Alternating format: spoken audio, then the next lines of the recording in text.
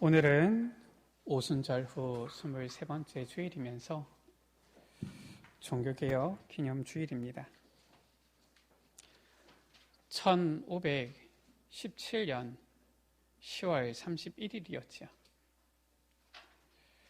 그 당시 때에 저 중세 시대가 이 교황과 교회의 권위 앞에 완전히 이렇게 무릎 꿇던 시대였지요.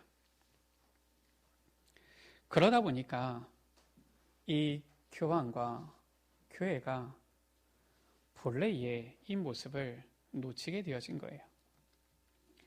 우리가 사사기를 통해서 계속 확인했던 것처럼 하나님께서 많은 은혜를 주셨는데 시간이 오래 지나다 보니까 정말 중요한 언약을 놓친 거 있지요.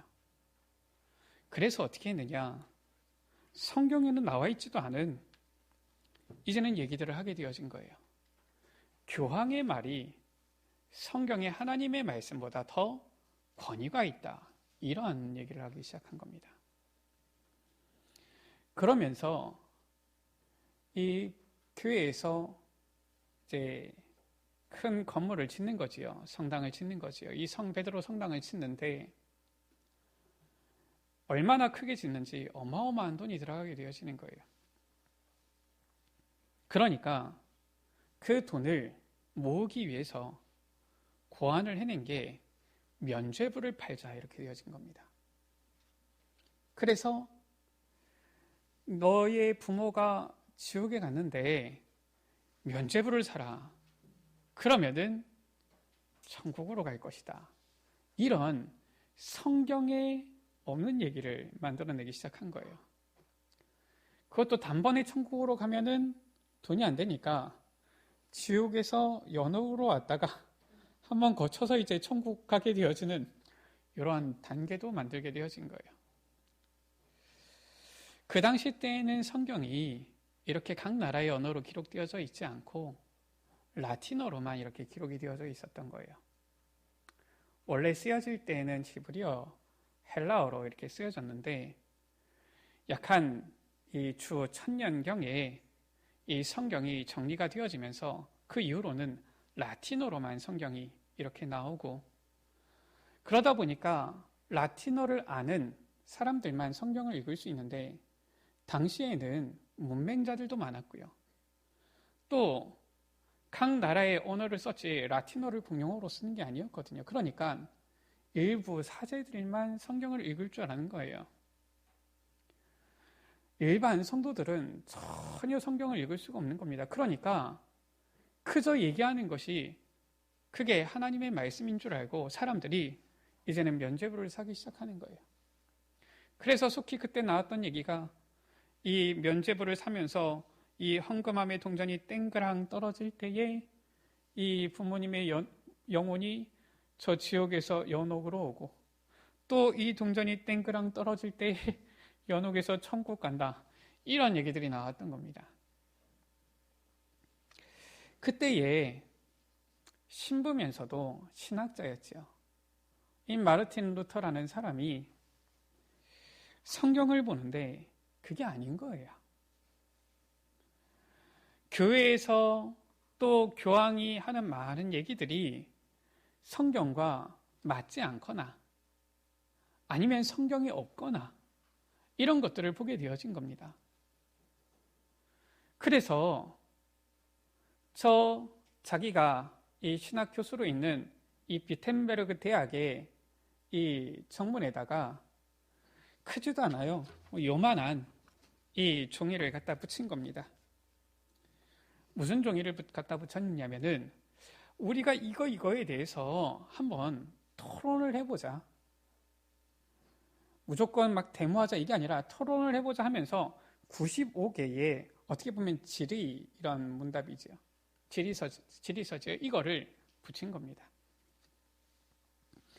마침 그때에 이 활자술이 이제는 퍼지고 있었던 거예요. 우리나라야 더 오래전부터 이렇게 활자술이 있었다라고 하는데 저 서양에는 그때 당시에 이제 금속 활자 이게 있어서 이제 대량으로 이제는 문서들이나 책들을 찍어낼 수 있는 그런 상황이 되어진 겁니다. 그것을 본 어떤 사람이 이거를 이제는 활자로 찍어가지고 전 유럽에 퍼뜨리기 시작한 거예요. 사람들이 이것을 보고서 깜짝 놀란 겁니다. 우리가 그냥 교회에서 저 교황이 얘기하는 대로 시키는 대로 있었는데 보니까 이것이 성경과 맞지 않는가 고민하기 시작한 거예요. 성경을 돌아보게 되어진 겁니다. 그러면서 완전히 개혁되어지는 역사가 일어났죠. 그래서 이 종교개혁은 교회의 본질을 회복하고 성경으로 돌아가기 위한 운동이었던 거예요. 그렇게 해서 태동하게 되어진 것이 지금으로 말하면은 이 개신교, 우리 여러분들이 속히 알고 있는 이 기독교죠. 교회가 생겨나게 되어진 겁니다. 저 천주교에서는 우리가 원래 정통이고 너희는 한마디에서 서자다 이런 식으로 하는데 사람들이 이제 구교다, 신교다 이렇게 이제 구분을 하는데 이 개신교가 태동하게 되어진 것이죠.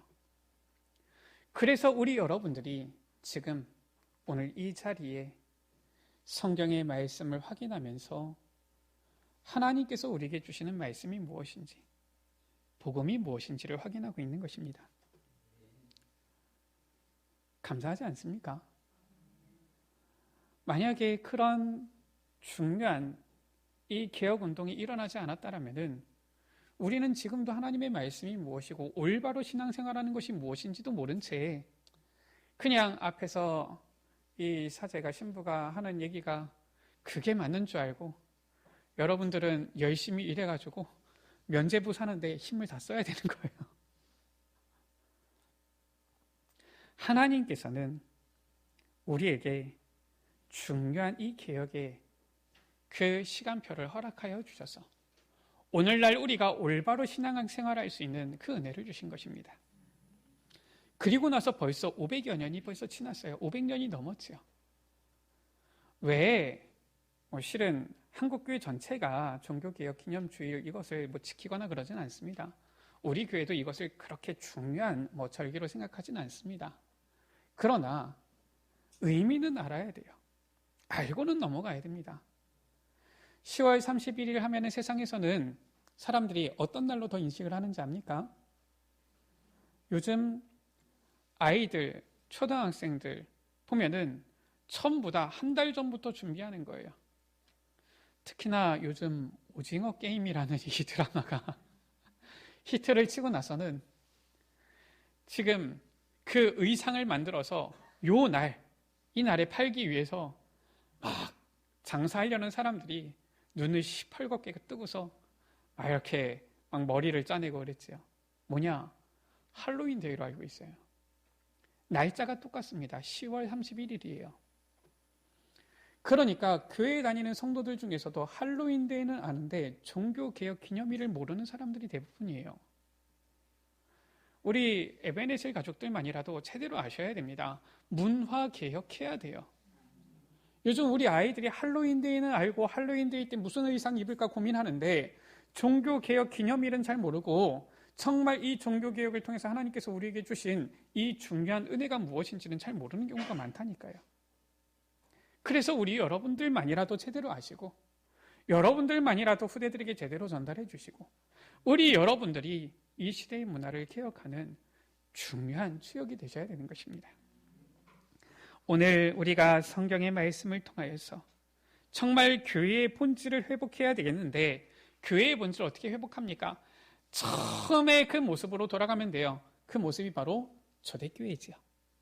초대교회의 본래 모습을 확인하고 교회의 본질을 회복하는 우리 에베네셀 교회가 되어야 되겠습니다. 자, 그렇다면 초대교회는 어떤 교회였습니까?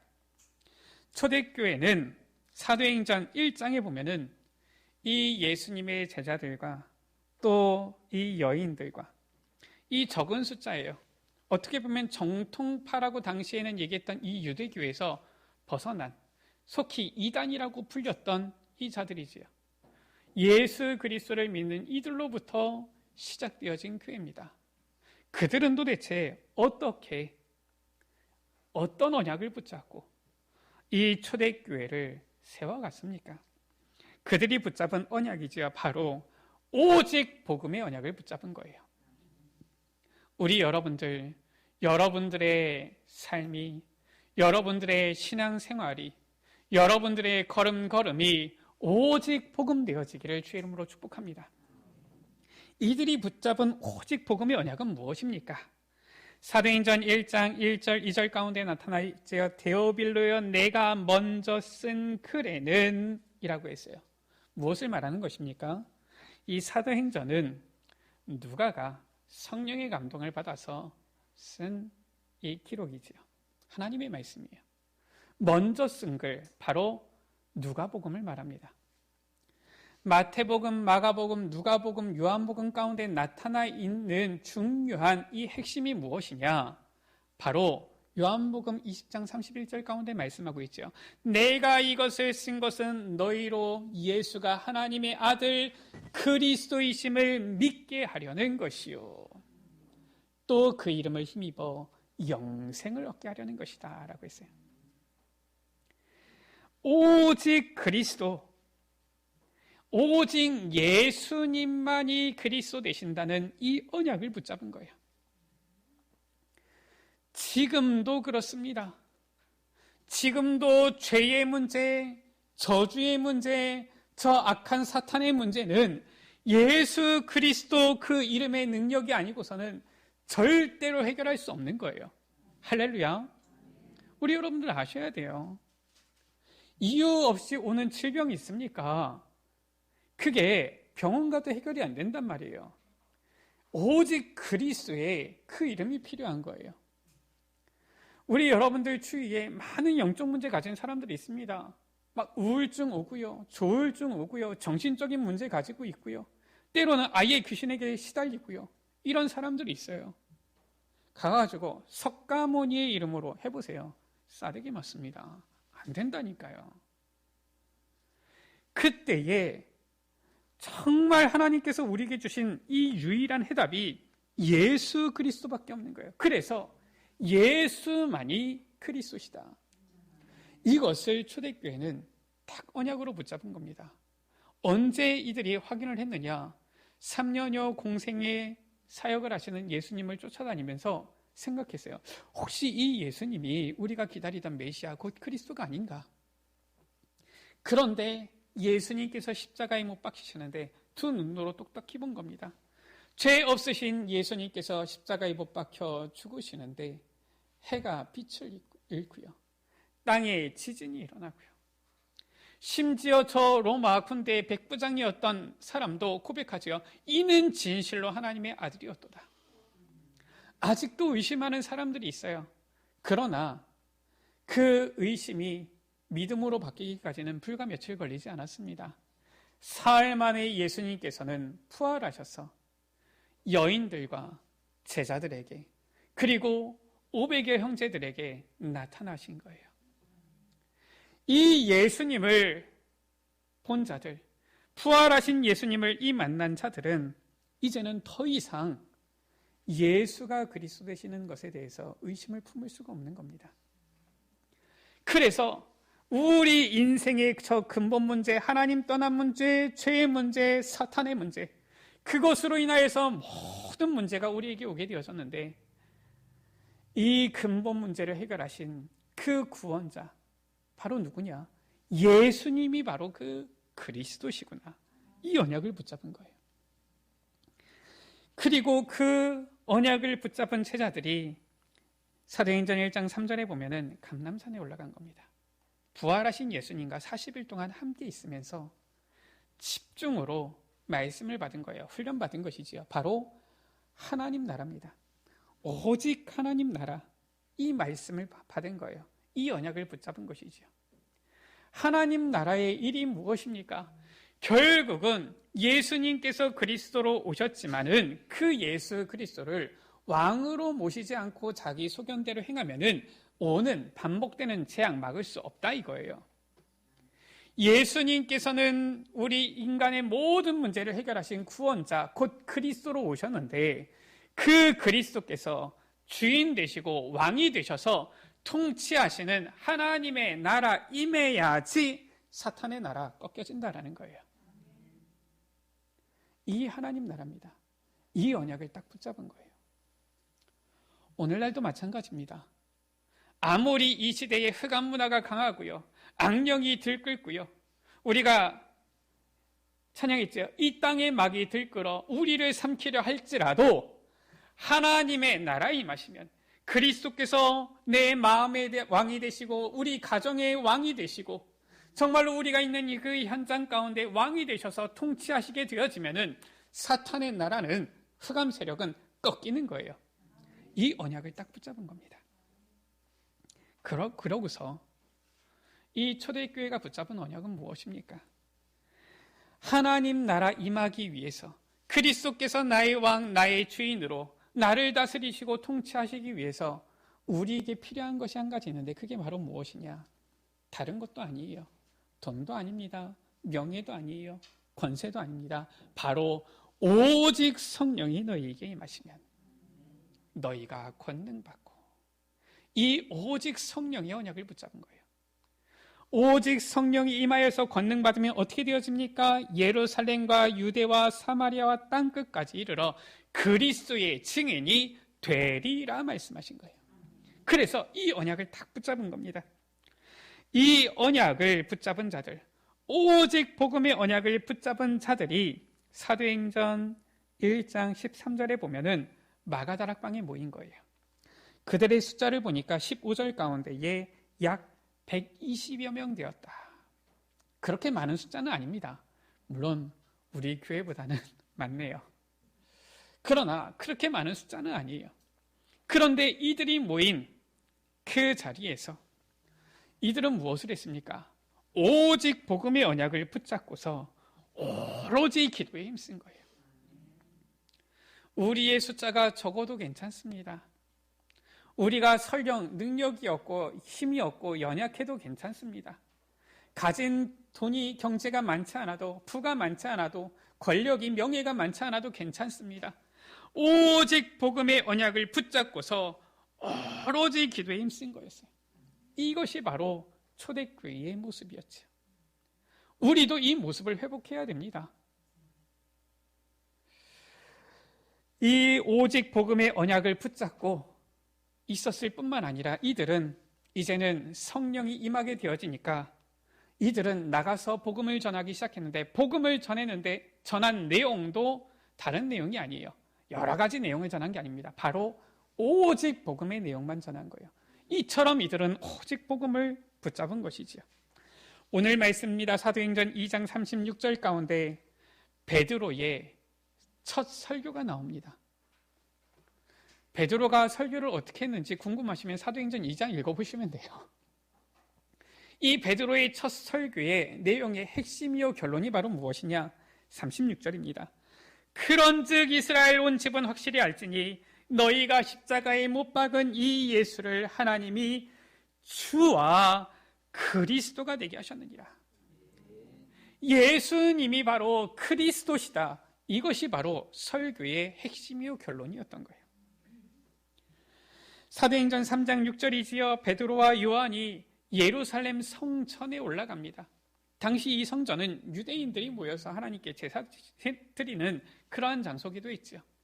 이 초대교회도 사실상 이 마가다락방, 여기에서도 모였지만 성전에 올라가서 함께 실은 이 예배도 제사도 드린 거예요. 예루살렘의 성전에 올라가는데 거기에 40년 된 안진뱅이가 앉아 있습니다. 성전 미문, 아름다운 문이라고 하는 그곳에 앉아있는 이 안진뱅이죠. 이 안진뱅이를 치유하는 유일한 답도 바로 무엇밖에 없습니까? 오직 예수 그리스도밖에 없는 거예요. 그래서 베드로가 말하잖아요. 은과 금은 내게 없거니와. 은과 금으로 해결이 안 된다라는 겁니다. 여러분들이 가지고 있는 인생의 문제, 가지고 있는 이 영적인 문제, 오는 이 알 수 없는 불치병, 정신적인 문제, 결국은 이 사탄으로 인하여서 오는 이 재앙들, 은과 금으로 해결 안 된다라는 거예요. 그래서 내게 있는 이것을 내게 주노니 곧 나사렛 예수 그리스도의 이름으로 일어나 걸으라. 어떤 일이 일어났습니까? 이 안진뱅이가 일어서서 걷게 되어지고요, 뛰게 되어지고요, 하나님을 찬미하게 되어진 겁니다. 할렐루야. 사도행전 5장 42절이지요. 이 초대교회는 시간이 지나니까 이제는 이 복음 전하는 열정이 식었느냐. 우리는 신앙생활 하다 보면은 좀 안타까운 게, 처음 신앙생활 할 때는 막 뜨거운데 시간 지나다 보면 막 식는 경우도 있어요. 너무 안타까운데 초대교회는 그렇지도 않았습니다.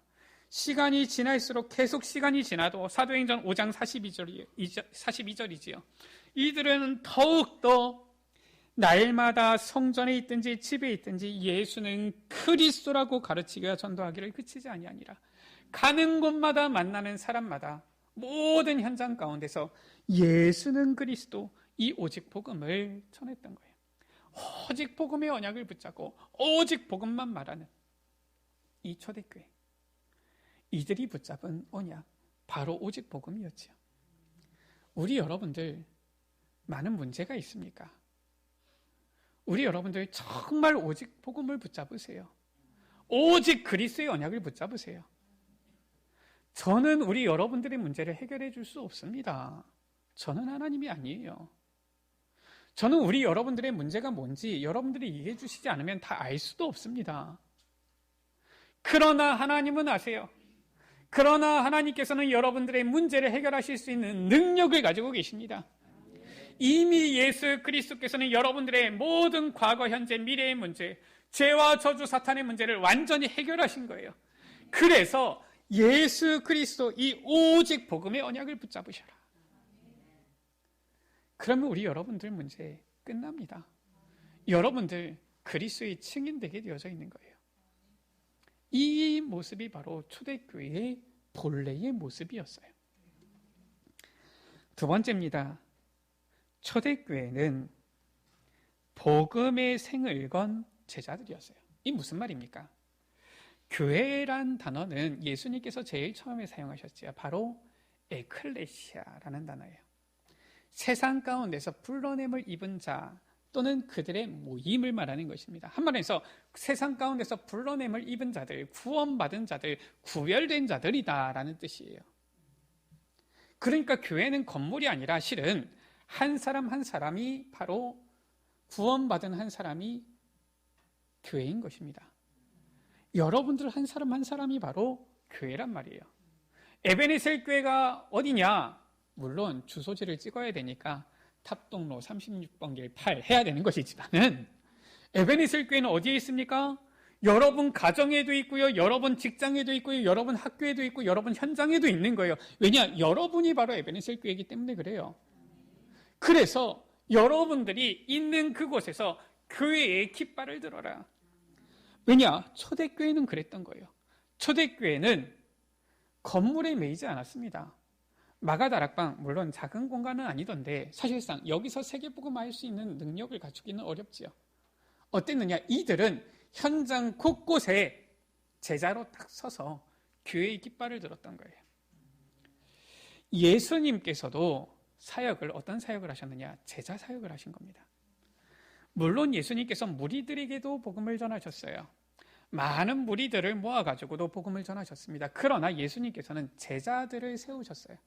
그리고 제자들을 따로 불러서 이 무리들에게 하신 말씀을 따로 해석해 주시고, 따로 이제는 그 부분에 대해서 설명해 주셨습니다. 결국은 예수님의 이 훈련은 무리 사역이 아니라 제자 훈련이었다라고 말씀하고 있는 것이죠, 성경은. 우리 모든 에베네셀 가족들이 무리가 아니라 정말 그리스도의 생을 건, 복음의 생을 건 제자들이 되시기를 주의 이름으로 축복합니다. 어떤 사람들은 제자 말씀하니까, 에이, 목사님은 제자만 사람으로 생각하느냐? 왜 그렇게 생각합니까? 여러분들 제자 되시면 되잖아요. 나는 꼭 무리가 돼야 되겠다, 이런 생각 가지십니까? 그런 생각은 버리세요. 저는 우리 여러분들 중에서 무리 제자 편가르게 하려는 것이냐? 그게 아니에요. 우리 여러분들 전부 다 그리스도의 제자가 되시기 바랍니다. 예수님께서 하신 사역이 바로 이 제자 사역이었다니까요. 초대교회는 바로 복음의 생을 건 제자들이었어요. 사도행전 1장에 보면은 이들은 마가다락방에 모인 겁니다. 마가다락방에 모이는 것은 그냥 모일 수 있는 게 아니에요. 당시에는 이 이스라엘은 정치와 종교가 하나 된 사회입니다. 그러니까 정치법하고 종교법하고 분리된 게 아니라 하나 되어 있단 말이에요. 그래서 사실상 유대교가 아닌 사람은, 유대교에서 출교되는 사람은 사회생활도 하기가 어려운 거예요. 왜냐? 모든 법이 종교법하고 정치법이 하나가 되어져 있기 때문에. 그런데 지금 마가다락방에 누가 모였느냐면은 예수님의 부활을 본 이 사람들, 약 한 120여 명의 이 사람들이 마가다락방에 모인 거예요. 당시 예수는 유대인들의 관점에서는 누구냐? 메시아라고 보지 않았던 겁니다. 특히나 이 대제사장들과 제사장들, 서기관들, 바리새인들, 이 사두개인들 어떻게 했습니까? 예수님께서 부활하신 것을 알고도 막 돈을 주면서 경비병들에게 거짓말을 하라고 하고 막 숨기고 그랬지요. 왜냐? 예수를 그리스도가 아니라 이단으로 보았던 거예요. 그러니까 예수님을 믿는다, 예수님을 전한다. 그러면은 어떻게 되느냐? 너희는 유대교가 아니다. 출교되어지는 거예요. 출교되어지면은 요즘 시대하고 다릅니다. 지금 2000년 전이에요. 지금은 뭐 옆집, 윗집, 아랫집 누가 사는지도 모르지만은 옛날에는 한 마을에 누가 사는지 이름도 다 알고요. 숟가락, 젓가락, 밥그릇 몇 개 있는지도 다 아는 시대인 거예요. 그런데 거기서 출교당했다? 그럼 어떻게 됩니까? 완전히 교류 금지되어지는 겁니다. 돈만 있으면 먹고 삽니까? 그게 아니에요. 옛날에는 화폐도 통용됐지만은 물물 교환도 많이 있었던 거예요. 그러니까 출교되어지면 사실상 생활 자체가 완전히 다 막혀버리는 겁니다. 먹고 사는 것 자체가 사실상 곤란해지는 거예요. 그런 줄 알고도 이들은 마가다락방에 모인 겁니다. 무슨 말인지 아시겠습니까? 생명의 저 위협을 알면서도 마가다락방에 모였다. 완전히 생을 걸어버린 제자들이지요. 이들은 얼마나 생을 걸었는지 사도행전 6장부터 8장까지 보면은 순교한 중직자 나오잖아요. 특히나 이 중직자 스데반은 설교 한 번 하고서 순교했다니까요. 이만큼 생을 걸어버린 거예요. 복음 전하는데 얼마나 생을 걸어버렸느냐. 순교당하는데도. 사도행전 5장 가운데 보면은 사도들은 이 복음 전하는 것 때문에 감옥에 옥에 갇히기도 했지요. 그런데도 이 복음 전하는 걸 쉬지 않은 거예요. 사도행전 이 8장 가운데 보면은 스데반의 환란으로 인해서 사람들이 흩어집니다. 그거를 저 중직자 빌립이 모르겠습니까? 그런데 이 빌립은 가는 곳마다 복음을 전했는데 어디에서 복음을 전했습니까? 저 사마리아에서 복음을 전한 거예요. 에티오피아 내시를 만나서도 복음을 전한 겁니다. 저 아소도라는 성에 이르러서도 복음을 전하는 거예요. 자기가 죽을 수 있는 것을 알면서도 이미 스데반은 순교해버렸고요. 스데반 이 빌립조차도 복음 전하다가 자기가 죽게 될 것을 알면서도 복음 전하기를 그치지 않은 거예요. 이처럼 완전히 생을 걸어버렸습니다.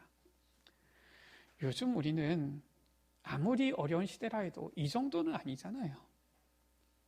뭐 코로나 때문에 우리가 모인다고 하면 죽습니까? 죽인다고 합니까? 그건 아니잖아요. 우리가 이제 벌써 뭐 사회적 거리두기가 점점 완화되어지면서 위드 코로나로 가고 있다 보니까 이제는 사적 모임도 10명이 가능해요. 많은 부분들이 완화되고 있습니다. 지금 앞으로 11월 달 되어지면 더 완화가 될 예정이에요. 그래서 우리가 지금 대면 예배를 회복했는데도 아직까지도 지금 예배가 회복 안 되시는 분들이 있어요. 우리 같이 기도해 드려야 됩니다. 특히나 우리 장로님들은 제발 기도하시고 정말 깨어 있으셔야 돼요. 아니, 지금 대면 예배가 회복된 지 지금 3주가 됐는데 우리 장로님 지금 두 분이 2주를 빠지셨어요. 그럼 목사가 우리 성도님들한테 무슨 얘기를 하겠습니까? 장로님들이 빠지시면은. 우리 정말 생을 건, 복음의 생을 건 제자들, 우리가 그 제자들이 되어야 되는 겁니다. 제가 누가 이렇게 어느 목사님이 글을 올려주셨더라고요. 어떤 글을 올려주셨느냐? 뭐 저도 실은 이제 살펴보진 못했는데 그냥 글을 올려주셔서 그냥 읽어드리면, 이 하루아침에 해고당한 이 윌슨이라는 남자가 있었던 거예요. 아침에 출근하니까 해고 통지서만 있는 겁니다. 아무도 수고했다고 말해주는 사람도, 그동안 고생했다고 말해주는 사람도 없는 것이지요. 이 윌슨이 너무 상심한 거예요. 가족을 볼 면목도 없고요. 가출을 한 겁니다. 생각이 온통 내가 자살해야 되나, 이 생각에 빠진 거예요.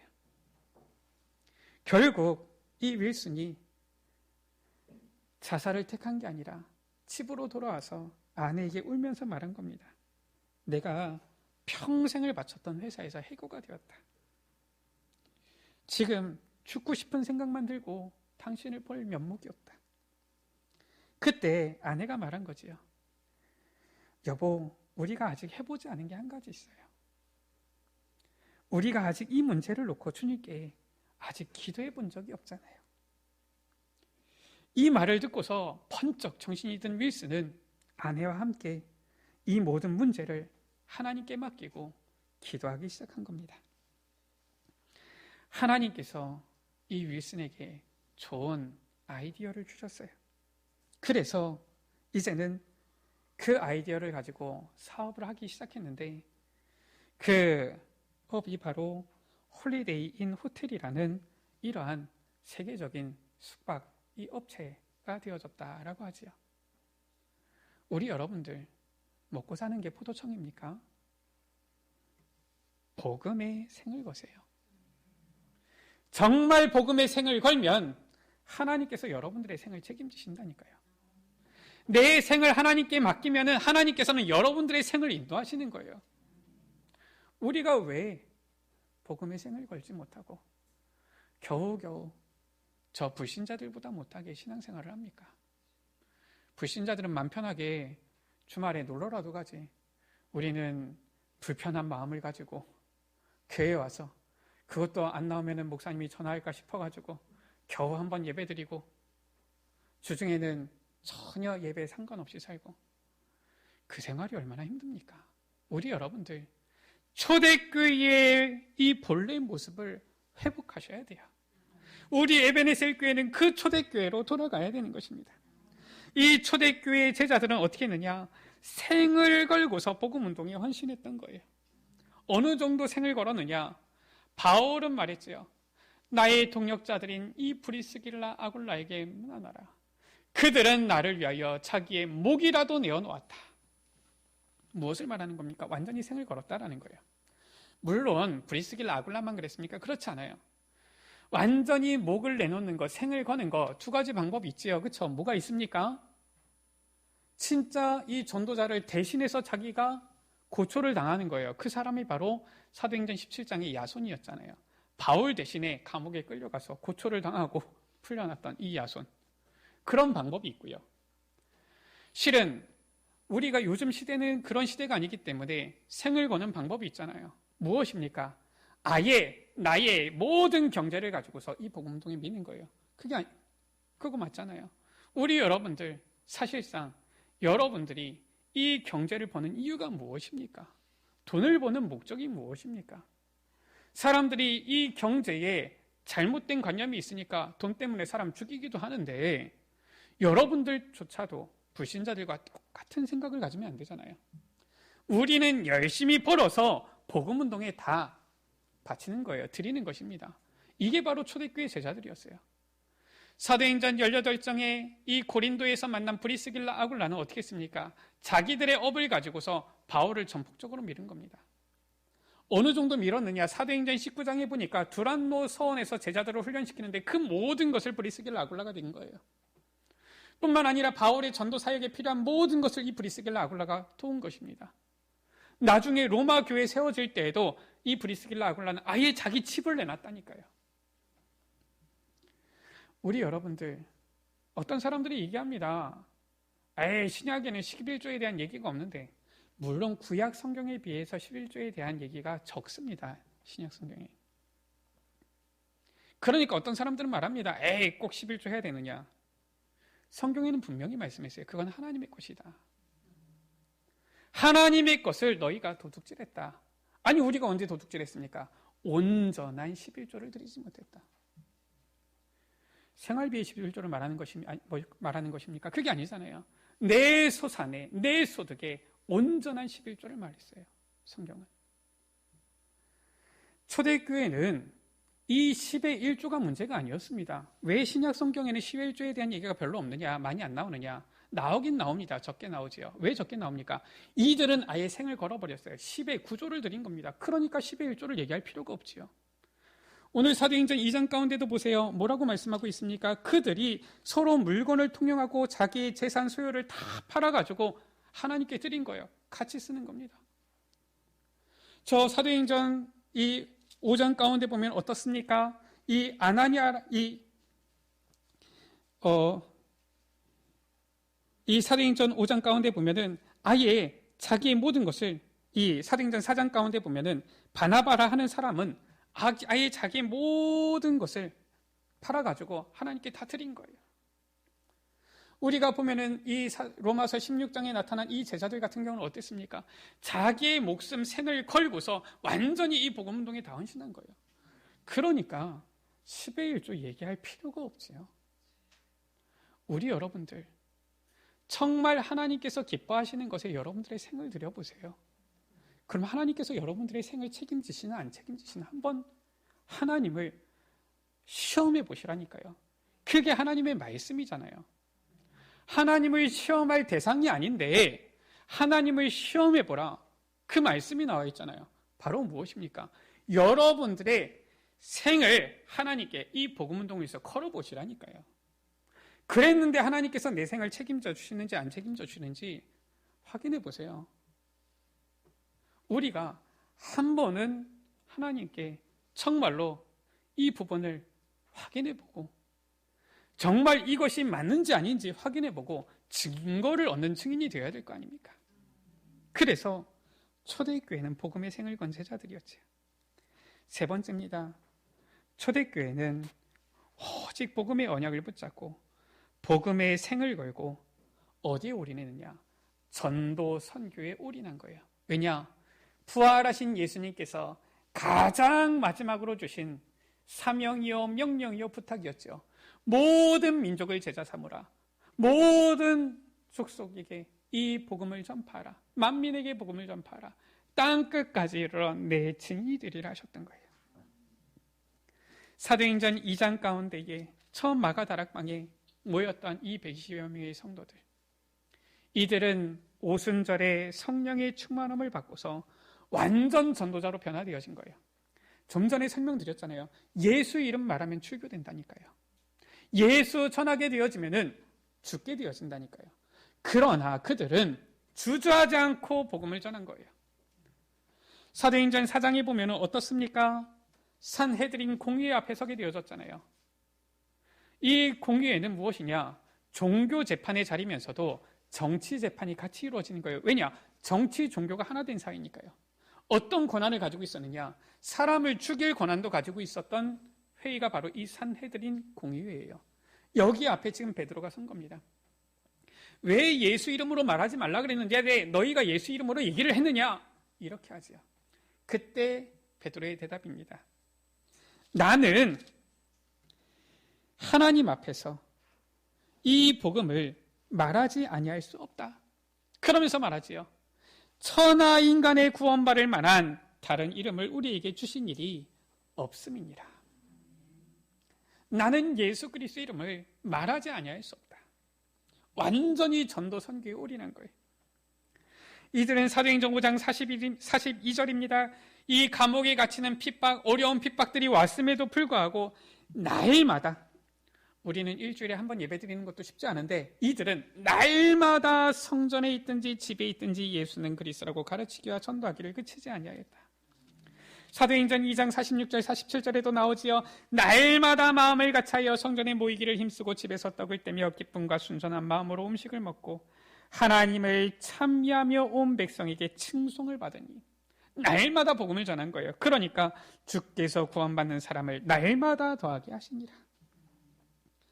오히려 큰 환란이 왔을 때에도, 큰 어려움이 왔을 때에도 사도행전 11장 19절에서 20절이지요.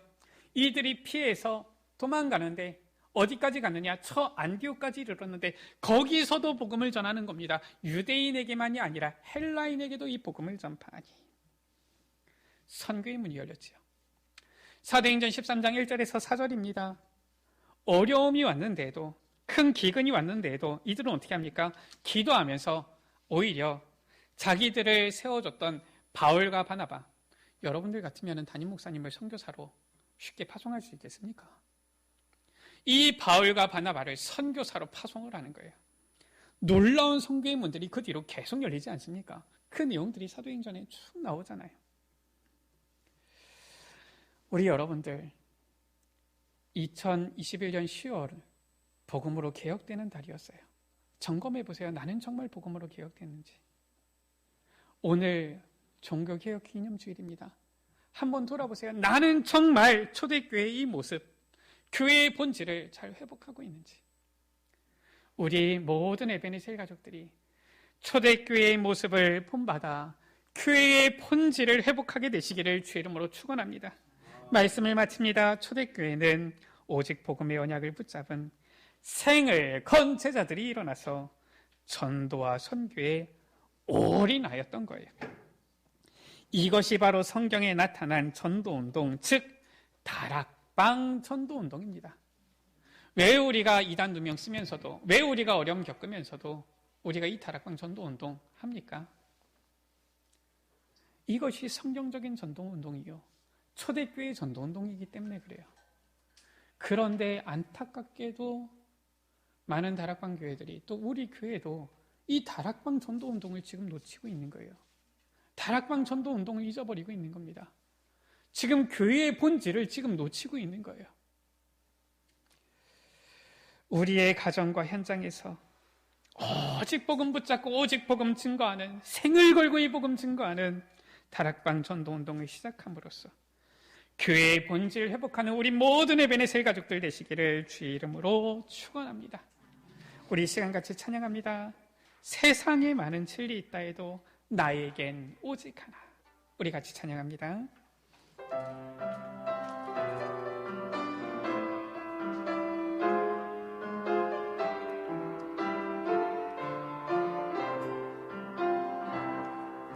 세상에 많은 진리 있다 해도 나에게 오직 하나.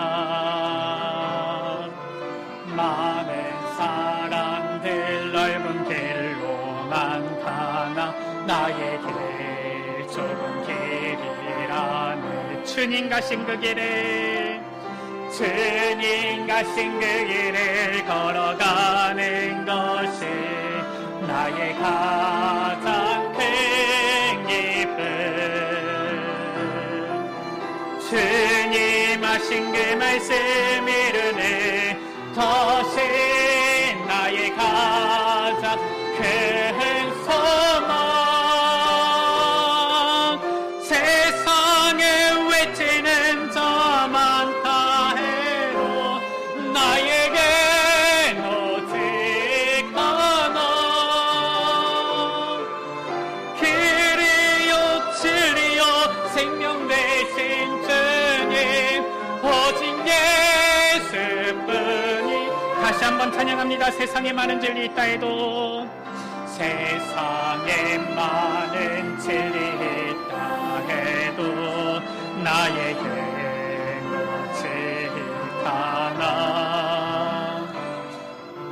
많은 사람들 넓은 길로만 가나 나에게 좁은 길이라네. 주님 가신 그 길을, 주님 가신 그 길을 걸어가는 것이 나의 가장 큰 기쁨. 주님 하신 그 말씀 이루는 것이 나의 가장 큰 소망. 세상에 외치는 저 많다 해도 나에겐 오직 하나. 길이요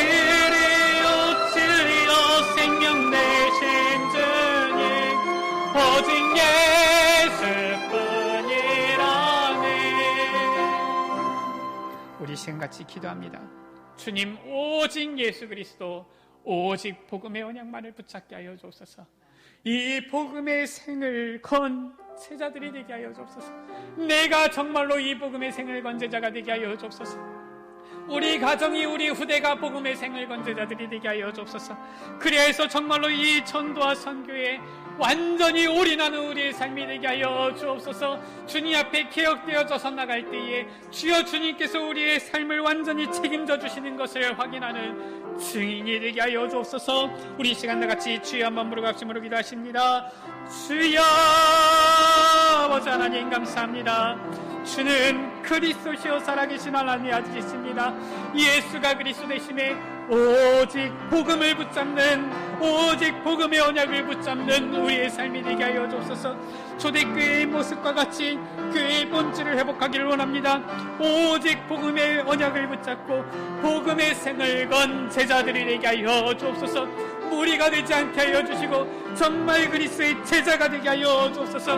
아버지 하나님, 주님께서 우리에게 주신 이 복음의 언약을 붙잡고서 이제는 복음의 생을 건 제자가 되어 전도와 선교에 주님께서 부탁하신 명령하신 세계복음화에 올인하는 우리의 삶이 되게 하여 주옵소서. 정말로 시간이 변하여서 아버지, 정말로 우리의 소견대로 행하여서 반복되는 재앙을 맞이하였던 사사기에 아버지 이스라엘 민족과 같은 길을 우리가 걷지 않게 하여 주시고 오직 복음으로 개혁되어져서 나의 소견을 버리고 그리스도께서 나의 왕, 나의 주인 되어주셔서 주의 말씀 따라 행하는 가운데, 주의 말씀에 순종하며 나아가는 가운데 하나님께서 완전히 책임져 주시는 참된 증거 누리는 증인 되어지도록 주님 역사하여 주옵소서.